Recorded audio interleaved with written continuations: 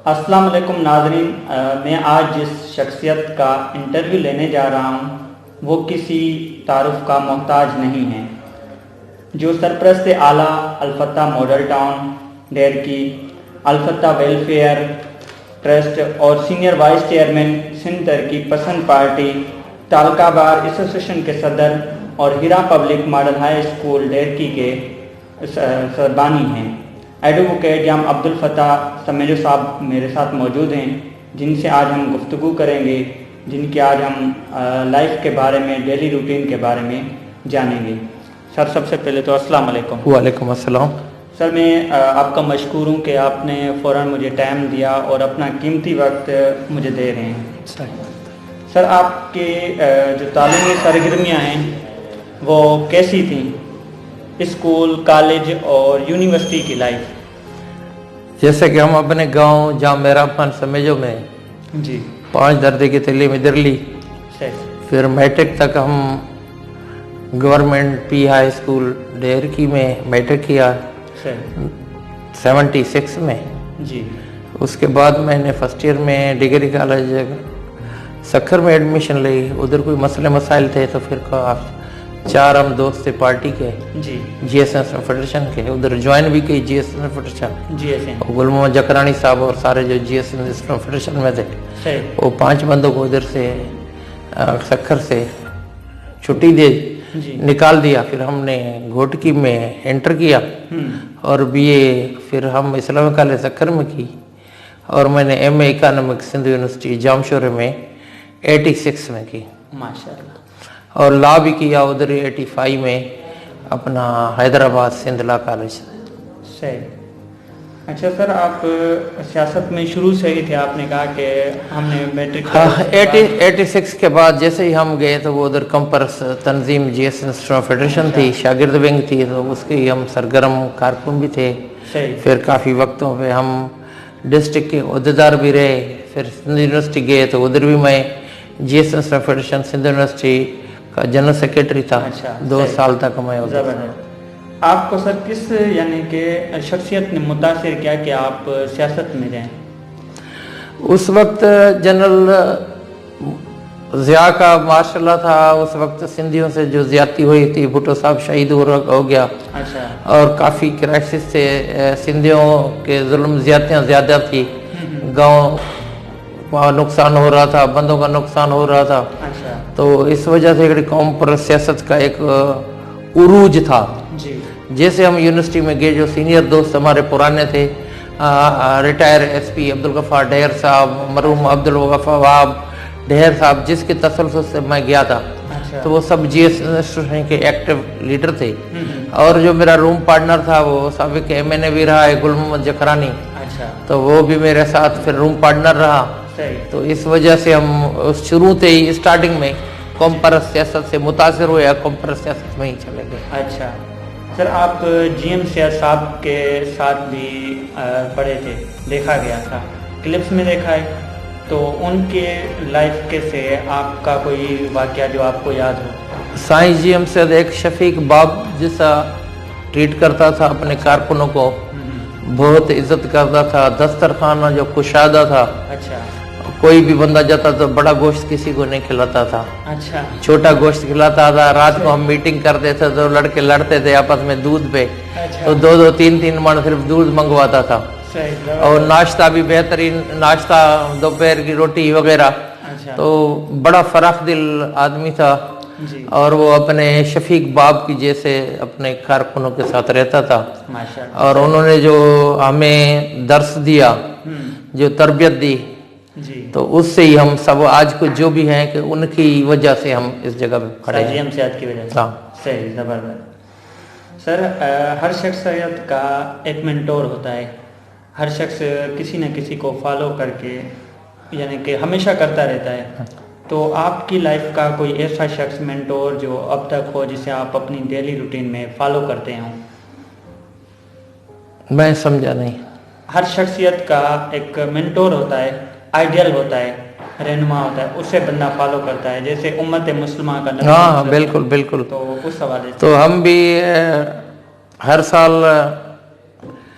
Medina शरीफ जाने वाले हैं। हम में भी जो कुछ आज कुछ मिला है जी, रोटी, रिज़्क, इज्जत, सब चीज उसकी वजह से मिला है। माशाल्लाह। पहले वालिद साहब जाता था तो हम इस मजहबी तरीके से दूर होते थे, सही। तो फिर इसका कोई इल्म नहीं होता था। जब 5-8 साल से मैं गया हूँ तो साल में 2 दफा जाता हूँ माशाल्लाह, मदीना पाक, उम्रा करता हूँ, फर्दी हज भी अल्लाह ताला ने नसीब किए हैं। माशाल्लाह, और 3 दफा करबला भी गया हूँ, ईरान भी गया हूँ, 2 दफा शाम भी गया हूँ। जबरदस्त, तो हम खुद पीर परस्त हैं सही, और हजूर के उम्मती हैं गुलाम, और उनके गुलाम हैं और बेशक, उनको चाहने वाले हैं। जबरदस्त, तो हम जो पैंचादी फैसले जो मेरे पास आते हैं उसको ही मैं हदीसें सुना के ऐसा मुतमिन करके दोनों भाइयों का, काफी झगड़े जो होते हैं हमारे पास फैसले आते हैं डेली जी जी, रूटीन में होते हैं, अजीजों का, भाइयों का होता है, कजिन होते हैं, गांव वाले होते हैं, रिश्तेदार अजीज करीब, काफी जगह उनको भी मकसद इस्लाह करते हैं। तो क्योंकि हमारे सिंध के लोग जो हैं काफी जहालत में हैं तो वो दीन से दूर हैं। बिल्कुल, जब दीन से दूर होंगे तो जाहिर है ये चीजें होंगी। दीन से जब आदमी नजदीक होगा तो उसको मालूम होगा कि हमसाये की क्या इज्जत करनी चाहिए, अपने रिश्तेदार की क्या इज्जत करनी चाहिए, पाड़े वाले की क्या इज्जत करनी चाहिए। तो वो ये चीजें अभी तक उनमें नहीं है, ये चीजें होनी चाहिए। हम तो उनको ऐसे ही समझ तबलीगी मौलवी को तरह समझाते हैं, बाबा आपस में झगड़ा झगड़ा नहीं करो, आप अपने बच्चे पढ़ाओ, कुछ नहीं है झगड़े झगड़ों में, लड़ने में कुछ नहीं है। वक्त का ध्यान, पैसे का ध्यान, सब चीज है। बिल्कुल सही कहा। सर, आप एसटीपी के सीनियर वाइस चेयरमैन हैं, अल-फतह ट्रस्ट भी चला रहे हैं और तालका बार एसोसिएशन के सदर भी हैं। इन सब मसरूफियात के बावजूद आप इन सबको एक साथ कैसे मैनेज कर रहे हैं? आज के हमारे नौजवान, हमारा रूटीन जो है ना जी, तो मैं सुबह को नमाज के बाद सोता ही नहीं हूँ। अच्छा, सुबह 8 बजे निकल आता हूँ अपने स्कूल में, आधा घंटा उसको देता हूँ, घंटा देता हूँ, 9 बजे के बाद फिर बाहर जाता हूँ, अच्छा, उधर भी घंटा देता हूँ, बाद में फिर अल-फतह टाउन आ जाता हूँ। इधर भी लुक आफ्टर करनी होती है, को मुझे कोई काम तो नहीं करना होता है। कोई बंदा आया, काम से आया, कोई गपशप वाला आया, कोई पंचायत वाला आया, कोई हजार मुख्तलिफ मसले हैं, पुलिस के हैं, रेवेन्यू के हैं, काफी मसले मसाइल होते हैं। बस वो इस वजह से ही इनको ही टाइम देते हैं रात तक। वो सुबह से तकरीबन 8 बजे निकलते हैं तो रात को 8 बजे घर जाते हैं। अच्छा, बाकी फिर 10 बजे के बाद सो जाते हैं। सही, जबरदस्त। सर, अगर कोई जाम अब्दुल फतह बनना चाहे तो वो कौन सी काविशें करे? बस मेहनत करें अच्छा, और शॉर्टकट में चक्कर नहीं करें। हमने तो अपनी लाइफ दी है। मैं 86 से इधर आया हूँ, अच्छा, यूनिवर्सिटी छोड़ के। फिर 1 साल मैं जेल चला गया था। अच्छा, उसके बाद जैसे आया हूँ तो 88 हो गया। 88 में ये सिंधी महाजर क्राइसिस थे। बाद में डॉक्टर साहब ने 89 में 99 में पार्टी बनवाई थी। तो हम पहले उधर ही होते थे यूनिवर्सिटी में, डॉक्टर साहब भी रूपोश होता था, तो हमारा काफ़ी उठना बैठना घूमना फिरना डॉक्टर साहब के साथ आता, क्योंकि वो मैंने उनको बहुत नज़दीक देखा। एक बहादुर आदमी है, हिम्मत और जुर्रत वाला आदमी है। तो उन्होंने जो सिंधियों के साथ जो ज़्यादतियाँ हुई थी LMC में, या काफ़ी शहर के इदारे थे जो NSS को बनाई थी गवर्नमेंट ने, न्यू सिंधी स्टूडेंट ऑर्गेनाइजेशन, हाला काली मोरी में, हैदराबाद टेक्निकल में, और उनके काफ़ी मसले थे। तो उनमें डॉक्टर साहब ने अपने लड़कों को बहुत तहफ़्फ़ुज़ दिया। अच्छा, और सिंधियों की जो हमारी GSS फेडरेशन थी, तो पहले हम दूसरे सिंधी लड़कों को सियासत करने ही नहीं देते थे। डॉक्टर साहब की ये होती थी कि हर आदमी को तंजीमी काम करने का हक हो, जमहूरियत है, तो आप भी कंपटीशन में आओ।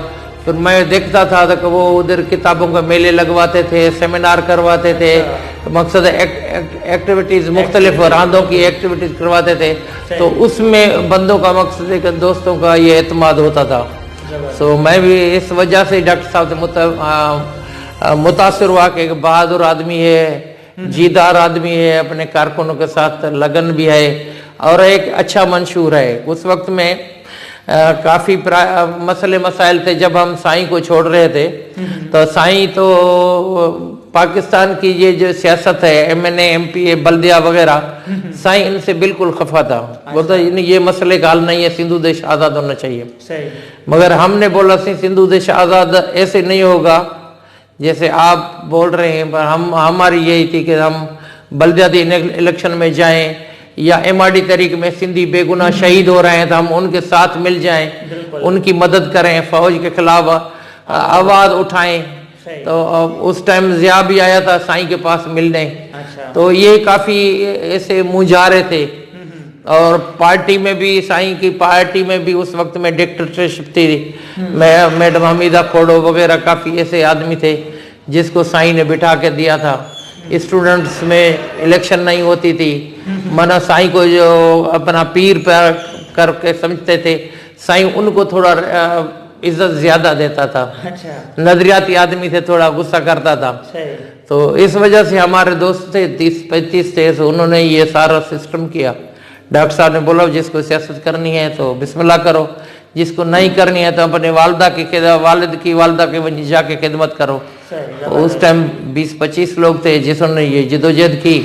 उसके बाद ये क्राइसिस आ गए MQ के, अल्ताफ के, उसमें डॉक्टर साहब जेल चला गया, 6 साल जेल था। और काफी उनके दोस्त जो हमारी मेन क्रीम हुई थी अपना लीडरशिप, वो भी सारी जेल में चली गई थी। अच्छा। तो वो सारे फिर हम पीछे से सरगर्म थे। तो माशाल्लाह अभी डॉक्टर साहब भी बाहर हैं। मैं उस टाइम खजांची था। अच्छा। नीचे ओहदों पे था। अभी मैं सीनियर वाइस चेयरमैन हूँ अपनी पार्टी का। डॉक्टर साहब नहीं होता है तो फुल टाइम मैं पार्टी को देता हूँ, फिर ये कारोबार वगैरह नहीं देखता हूँ। बाकी जो होता है तो बाद में जो भी मुझे जिम्मेवारी होती है, 5-8 जिले जो तंजीमी तरह था मुझे जाना पड़ता है, तो वो इस एक्टिविटीज के लिए मैं सारे कामों को छोड़ के अपनी पार्टी के कामों को तरजीह देता हूँ। ज़बरदस्त। सर, आप जो डॉक्टर साहब हैं, डॉक्टर कादिर मुंशी साहब, वो चेयरमैन हैं, आप माशाल्लाह से वाइस चेयरमैन हैं। पहली बार आपकी मुलाकात कब और किस जगह पर हुई? मेरी मुलाकात 83 में हुई थी, जब मैं सिंध यूनिवर्सिटी में एडमिशन लेने से पहले गया था। अच्छा। तो उधर इन्होंने एक जलसा करवाया था, लतीफ डे, उसमें गया था जी। बाद में 84 में मेरी एडमिशन हुई, 83 के एंड में हुई थी। फिर 4 में थे तो वो काफी, फिर डॉक्टर साहब रूपोश थे उधर से। अच्छा। कोई मर्डर केस में था, कोई पंजाबी मारा था, तो उसके केस में रूपोश वगैरह था। तो वो फिर हमारे साथ में ही रहता था। वो मैं इंटरनेशनल राष्ट्रीय 67 में रहता था, वो 63 में रहता था। अच्छा। MPA जो फकीरजाद कोसो साहब है उसका कमरा था वो। तो फिर हमारा काफी मकसद क्लोज, आना जाना, खाना खाना, इकट्ठे घूमना फिरना। अच्छा। तो इस वजह से हम उनसे मुतासिर हुए। डॉक्टर साहब के साथ कोई ऐसा वाकया जो आप अपनी लाइफ में कभी ना भूलें? हाँ, 86 में एक इंसिडेंट हुआ था कि डॉक्टर साहब पे कातलाना हमला किया। अच्छा। अभी जो पीपल्स पार्टी के MPA भी थे, सत्तार राजभर वाले, इनके लड़के थे, ये थे। अच्छा। LMC में। अच्छा। उस टाइम एक उनका मुजाहिद दोस्त था शहीद कमाल राहिमू, जो अच्छा। आगे खुद शहीद हो गया और डॉक्टर साहब को बचाया। उसमें डॉक्टर साहब की टांग टूट गई थी, अभी तक भी वो आधा इंच तकरीबन कम में। रूपोश भी था उस टाइम। तो उसके मुकाबले में जो वरी फिर लड़ने वाले थे वो भी हॉस्पिटल में एडमिट थे। अच्छा। हमारा उस वक्त का प्रेसिडेंट था, वो फिर उसको पकड़ के ले आया।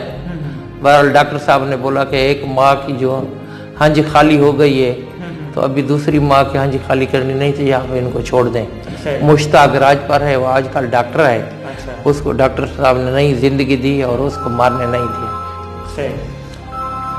सर, आपके अव्वलीन तरजीह किसको देते हैं, अपनी पार्टी को या अपने वेलफेयर को?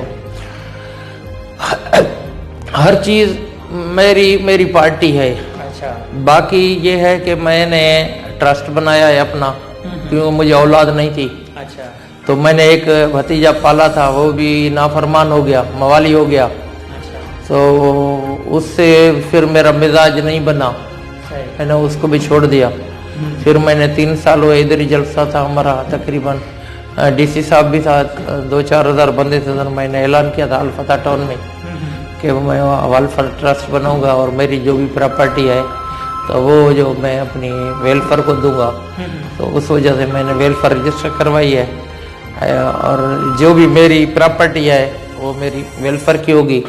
उसमें एम्बुलेंस सर्विस होंगी, एक एम्बुलेंस अभी भी है, माशाल्लाह। 2 RO प्लांट भी चल रहे हैं, हर साल 2 कैंपें लगाते हैं आँखों की, ऑपरेशन की, जबरदस्त, और दूसरे भी एक्टिविटीज जो होती है उनसे ही होती है।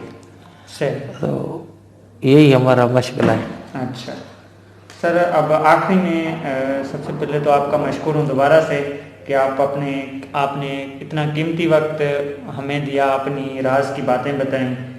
तो हमारे जो नौजवान हैं, आप उनको कौन सा पैगाम देना चाहेंगे? मैं नौजवान को पैगाम देना चाहता हूँ कि मेहनत करो, मेहनत के सिवा कुछ नहीं मिलेगा। एजुकेशन करनी है तभी डट के मेहनत करो, अपने वालिदैन की इज़्ज़त करवाओ, और इस मंशियात और दूसरी जो लानती चीज़ें हैं हमारे पास, जी बिल्कुल, इन शई से बचें, अपना करेक्टर अच्छा रखें। कोई भी सियासी आदमी होगा, करेक्टर लूज होगा तो उसकी कुछ भी नहीं रहेगी। बिल्कुल। तो पहले अपने ख़ानदान की इज़्ज़त करो, अपनी इज़्ज़त करो, पढ़ाई में अपना नाम रोशन करो, और छोटे छोटे बिजनेस करो, क्योंकि हर आदमी की ख्वाहिश होती है मैं मैट्रिक पास हूँ, इंटर पास हूँ, मैं नौकरी ले लूँ। नौकरी गवर्नमेंट नहीं देगी। आज आसिफ जरदारी बैठा है, इमरान खान बैठा है, मैं बैठ जाऊँ तभी किसी को रोजी नहीं दे सकते। 100% आदमी निकले और नौकरी मिलेगी नहीं। आजकल कंपटीशन का दौर है, इस वजह से बेहतर है कि इस दौर से फ़ायदा ले लें। टेक्निकल दौर है बिल्कुल, और इसमें फ़ायदा ले लें, अपनी पढ़ाई का फ़ायदा ले लें। हम खुश होते हैं, हमारे इलाके के एक दोस्त हैं, उनने ये स्कूल खोला है अल-फतहपुर। उनके 2 बेटे माशाल्लाह, एक एसपी है, एक डीसी है, माशाल्लाह। 2 लड़के हैं, दोनों डॉक्टर हैं। तो उसमें इस घर के लिए तो और कौन सी खुशनसीबी चाहिए? बिल्कुल सही बात है। तो यही हमारी कोशिश है। सब दोस्तों को भी मैं गुजारिश करूँगा, तो खुदा वालिदैन को भी गुजारिश करूँगा, अपने बच्चों को देखो, स्कूल जाओ, पूछो उस्ताद से ये आते हैं नहीं आते हैं। आपकी तरफ से गए, उस्ताद के पास पहुंचे या ना पहुंचे, वो भी कोई पूछने के लिए तैयार नहीं। और शाम को जो उनको सबक मिलता है वो भी पूछने के लिए तैयार नहीं। होमवर्क मिला है नहीं मिला है, कभी कोई सब्जेक्ट पूछ लो वो भी नहीं पूछते, या उस्ताद के पास जाते हैं किसी में मकसद ट्यूशन की जरूरत है किसी सब्जेक्ट में तो उसको ट्यूशन दिलवाए, मगर कोई इंटरेस्ट नहीं देता। मैं स्कूल में पहले वालिदैन की मीटिंग करवाता था। अच्छा। तो हम रिफ्रेशमेंट वगैरह का बंदोबस्त करें तो वालिदैन ऐसे समझो तो 5% भी नहीं आए। वैसे शहर में रुलने के लिए घूम रहे हैं। अच्छा, 5% भी अपने बच्चों का हाल हवाल लेने के लिए नहीं आते।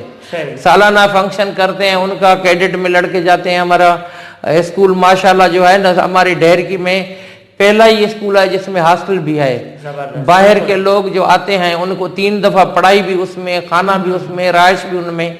तो इस वजह से हमारा स्कूल इस चीज में, कैडेट कॉलेज में ट्रेनिंग देते हैं। कैडेट कॉलेज में हर साल 10-15 बजे उसमें जाते हैं माशाल्लाह। तो हमारी ये ख्वाहिश है, अल्लाह करे हमारे लोग बाहर निकल के अच्छे फौजी हो जाए, अच्छे डॉक्टर हो जाए, और अच्छे सियासतदान हो जाएं, अच्छे डॉक्टर हो जाएं, इंजीनियर हो जाएं। तो ये उसमें वालिदैन की भी इज्जत रहेगी, हमारे इलाके की भी इज्जत रहेगी। यही हमारी ख्वाहिश है, इसके लिए ही सब